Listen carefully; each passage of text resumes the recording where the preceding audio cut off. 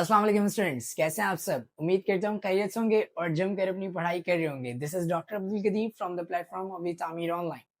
बेटा जैसा कि आप लोगों को पता है कि मैं आप लोगों को चैप्टर 1 पढ़ा रहा हूँ, गैसेस एक्सचेंज। बेटा चैप्टर 1 में गैसेस एक्सचेंज में आज का जो मेरा टॉपिक है that is properties of respiratory surface. बेटा आप लोगों में पिछली क्लासेस के अंदर रेस्पिरेटरी सिस्टम वाला जो टॉपिक था उसमें मैं आप लोगों को बता चुका हूँ रेस्पिरेटरी सरफेस क्या होता है। बेटा रेस्पिरेटरी सरफेस एक ऐसा सरफेस है जिसके थ्रू गैसेस का क्या होता है, एक्सचेंज होता है। और ह्यूमंस के अंदर यानी हमारे अंदर जो रेस्पिरेटरी सरफेस है बेटा वो क्या है, एल्वियोलाई। हमारे अंदर जो रेस्पिरेटरी सरफेस है बेटा वो क्या है, एल्वियोलाई। ओके, तो बेटा एल्वियोलाई रेस्पिरेटरी सरफेस है और रेस्पिरेटरी सरफेस की क्या क्या प्रॉपर्टीज होनी चाहिए, क्या क्या खसूसियत होनी चाहिए, जो कि बेटा यहाँ पे बोर्ड पे लिखी हुई है। इसको हम लोग एक एक करके पढ़ लेते हैं।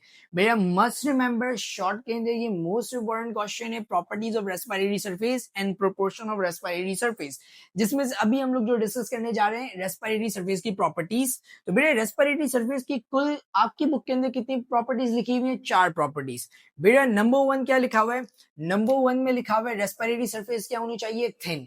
बेटा आप लोग को एक बात मैंने पिछली क्लास के अंदर बताई थी कि ये जो रेस्पिरेटरी सरफेस है यानी एल्वियोलाई, यहाँ पर ये मैंने क्या बनाया, एल्वियोलाई। उससे पहले हम लोग यहाँ पर क्या देख लेते हैं, लंग्स की डायग्राम देख लेते हैं। बेटा यहाँ पर ये क्या हो, ये क्या है, वाइन पाइप, ट्रैकिया। और आप लोगों को पता है ट्रैकिया जब नीचे आता है तो 2 पाइप के अंदर डिवाइड होता है जिसको हम लोग कहते हैं ब्रोंकाई। और ब्रोंकाई बेटा लंग्स के अंदर इंटर होने के बाद, ब्रोंकाई लंग्स के अंदर इंटर होने के बाद मजीद डग्स के अंदर, मजीद ब्रांचेस के अंदर डिवाइड होता है। उससे हम लोग क्या कहते हैं, ब्रोंक्यूल। उससे हम लोग क्या कहते हैं, ब्रोंक्यूल्स कहते हैं। बात समझ आ गई। और हर ब्रोंक्यूल एक बलून लाइक स्ट्रक्चर से अटैच होता है। हर ब्रोंक्यूल जो है बेटा वो एक बलून लाइक स्ट्रक्चर से अटैच होता है बेटा, जिसे हम लोग क्या कहते हैं, एल्वियोलाई। तो बेटा जो कहानी यहाँ पर है एज इट इज सेम कहानी यहाँ पर भी अप्लाई होगी। तो बेटा ये क्या है, ये क्या है, ट्रैकिया। ओके जी, ट्रैकिया नीचे आके 2 पार्ट्स में डिवाइड हुआ, इन दोनों को हम लोग क्या कहते हैं, ब्रोंकाई। और जो राइट साइड पे ब्रोंका एंटर होता है उसे हम लोग क्या कहते हैं, राइट ब्रोंकस। और फिर राइट ब्रोंकस जो है वो मजीद राइट लंग में एंटर होने के बाद मजीद स्मॉल डक में डिवाइड हो गया बेटा, इससे मैं क्या कह रहा हूँ, ब्रोंक्यूल। ब्रोंक्यूल। और बेटा हर ब्रोंक्यूल एक बलून लाइक स्ट्रक्चर से अटैच होता है बेटा, जिसे हम लोग क्या कहते हैं, alveoli. And alveoli is a respiratory surface. Alveoli is a respiratory surface. That's great. Okay ji, यहां तक तुम्हें बात समझ आ गई। तो उसी की जो प्रॉपर्टीज हैं, किसकी प्रॉपर्टीज, रेस्पिरेटरी सरफेस यानी एल्वेलाई की प्रॉपर्टीज जो है बेटा वो मैं डिस्कस करने जा रहा हूं। बेटा रेस्पिरेटरी सरफेस की जो खुसूसियत है, पहली खुसूसियत, it should be thin. Respiratory surface कैसी होनी चाहिए, थिन होनी चाहिए। अच्छा बेटा आप लोगों को पता है ये जो एल्वेलाई बेटा ये सिंगल लेयर ऑफ सेल से मिलकर बना है। बेटा एल्वेलाई जो है बेटा वो कितने लेयर ऑफ सेल से मिलकर बना है, सिंगल लेयर ऑफ सेल से मिलकर बना है। सही है, मतलब इसमें 2 3 4 लेयर नहीं है, सिर्फ और सिर्फ कितनी लेयर्स है सेल की, सिंगल लेयर ऑफ सेल से मिलकर बना है। क्योंकि बेटा आप लोग एक बात याद रखना, अगर आपको अपनी कामयाबी तक, अपनी डेस्टिनेशन तक पहुंचना है, सही ना, अगर आपको एक ही लेयर क्रॉस करनी पड़ेगी तो आप आसानी से क्रॉस करोगे और अपनी डेस्टिनेशन तक पहुंच जाओगे, जो आपका गोल है आप वहां तक पहुंच जाओगे।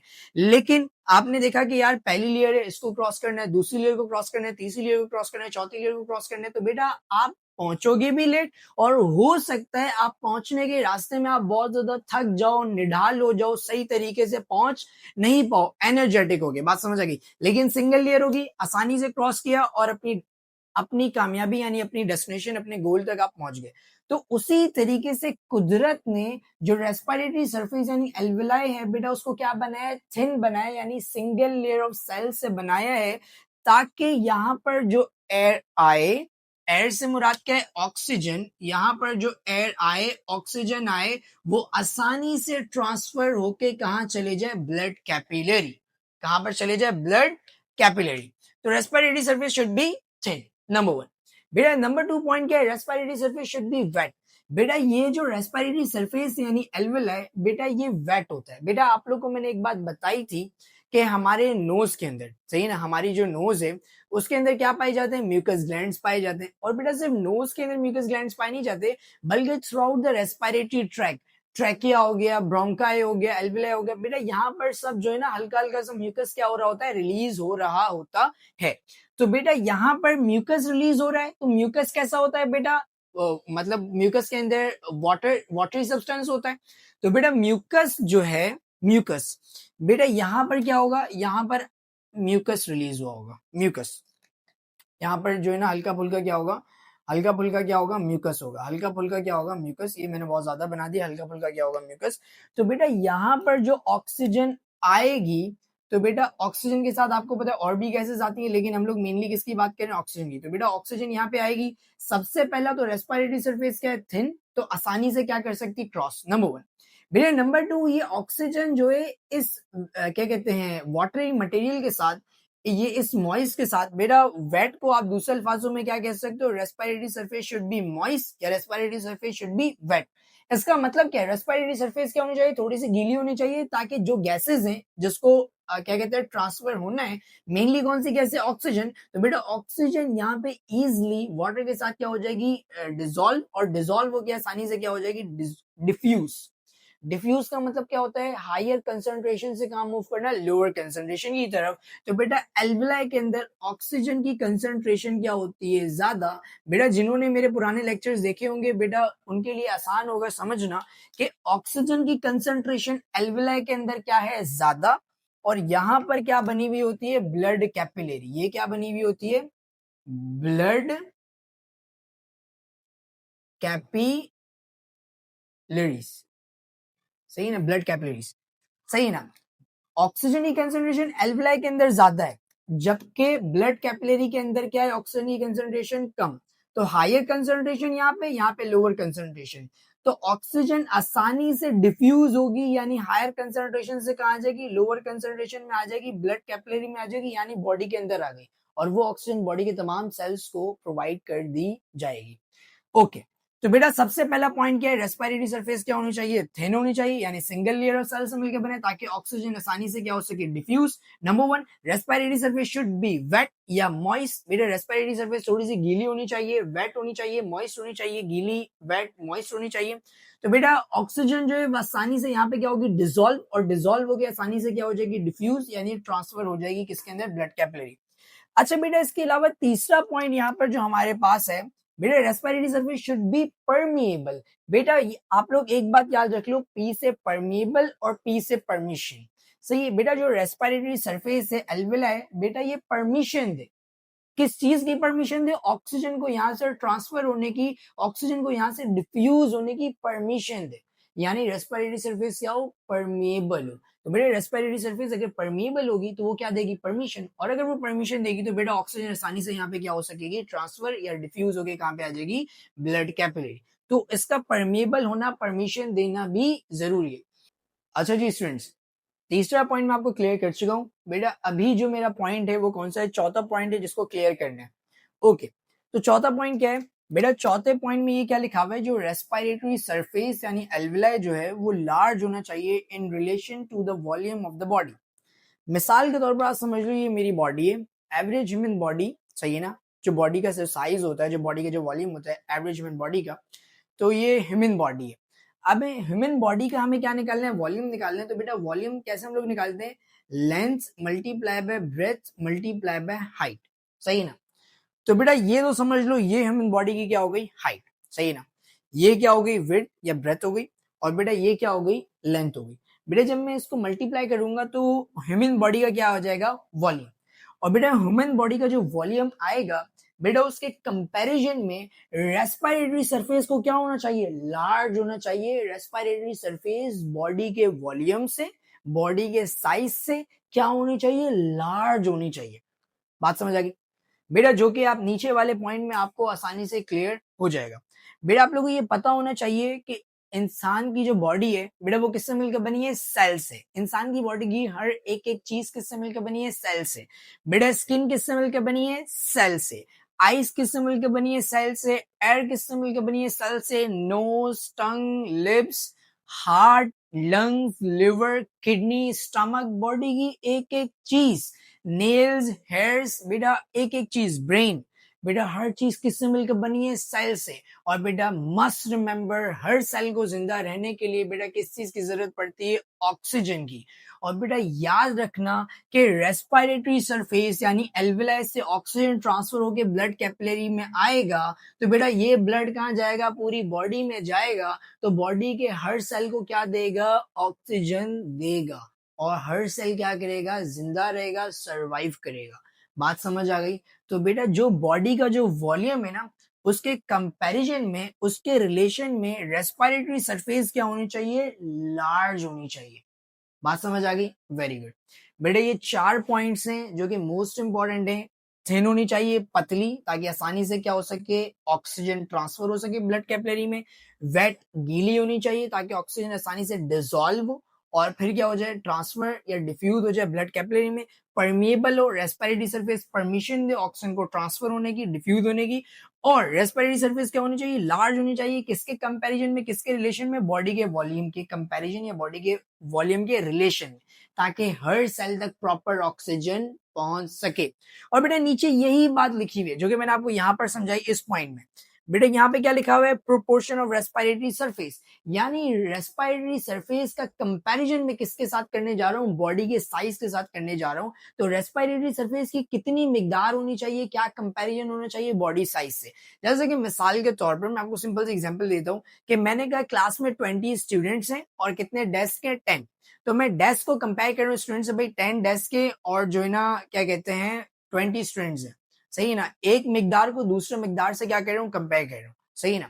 कि एक डेस्क पे 2 स्टूडेंट्स बैठेंगे तो 10 डेस्क पे कितने स्टूडेंट्स बैठ जाएंगे? 20। ओके। तो अब यहाँ पे ये लिखा हुआ है कि रेस्पिरेटरी सरफेस का क्या प्रोपोर्शन है, रेस्पिरेटरी सरफेस की क्या मिकदार है, किसके कंपैरिजन में? बॉडी के साइज से कंपैरिजन में। तो बेटा यहाँ पे क्या लिखा हुआ है? It must be large enough. Respiratory surface क्या होनी चाहिए? लार्ज होनी चाहिए टू एक्सचेंज गैसेस, गैसेस को एक्सचेंज कराने के लिए, for all the cells of the body. Respiratory surface को इतना लार्ज होना चाहिए कि बॉडी के जितने भी सेल्स हैं वहां पर गैसेस का एक्सचेंज हो जाए, वहां पर ऑक्सीजन पहुंच जाए।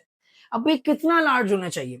तो यहाँ पे क्या लिखा हुआ है? The total surface area of the respiratory surface, जो ये एल्विलाई है, बेटा ये क्या है? एल्विलाई।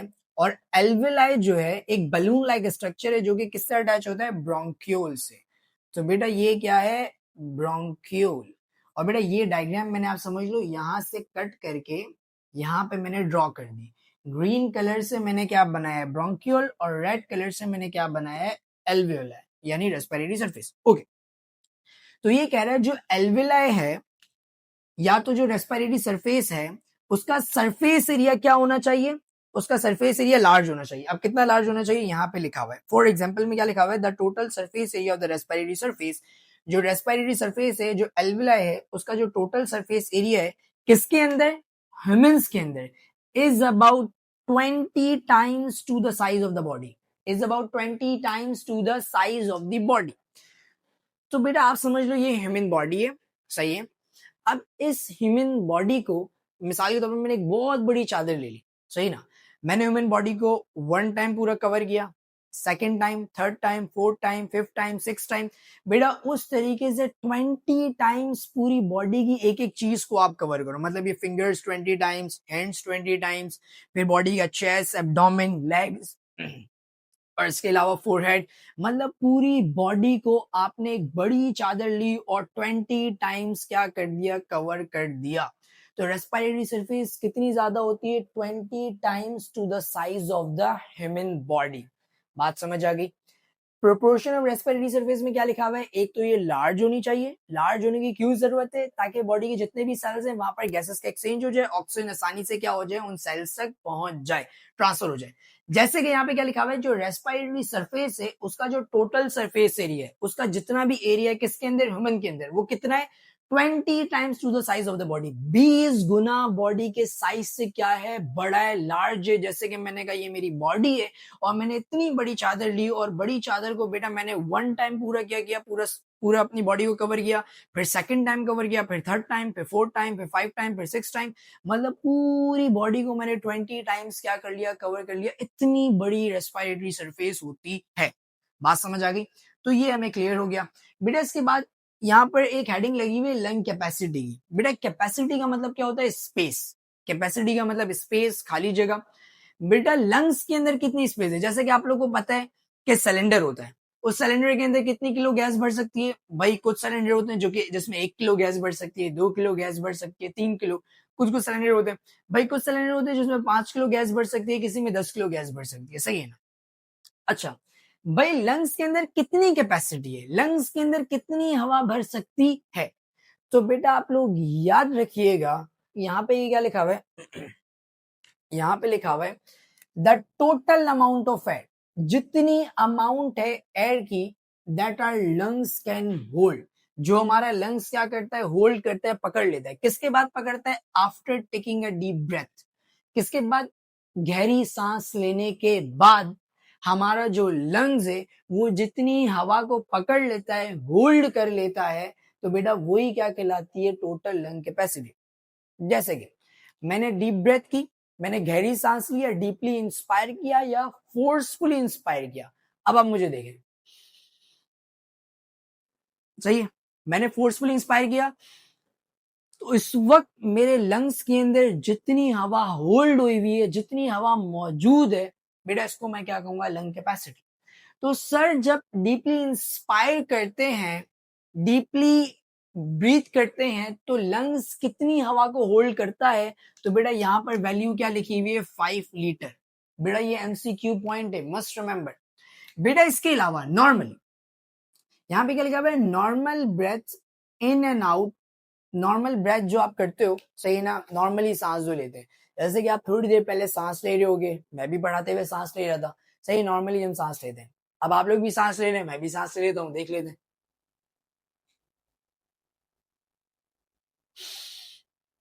بیٹا میں نے فورسفلی جب انسپائر کیا تو میرے لنگز نے جتنی ہوا کو ہولڈ کیا that is total ling capacity, that is 5 letter. لیکن اس سے پہلے جو میں ہلکا پھلکا انسپائر کر رہا تھا, تو بیٹا اس وقت جو میں انسپائر کر رہا ہوں اور اس وقت آپ بیٹھے ہوئے میرا لیکچر دیکھ رہے ہو, آپ تھوڑی دیر پہلے آرام سے ریسٹ میں سانس لے رہے تھے, انسپائر کر رہے تھے, ہوا کو ان بھی کر رہے تھے, آؤٹ بھی کر رہے تھے.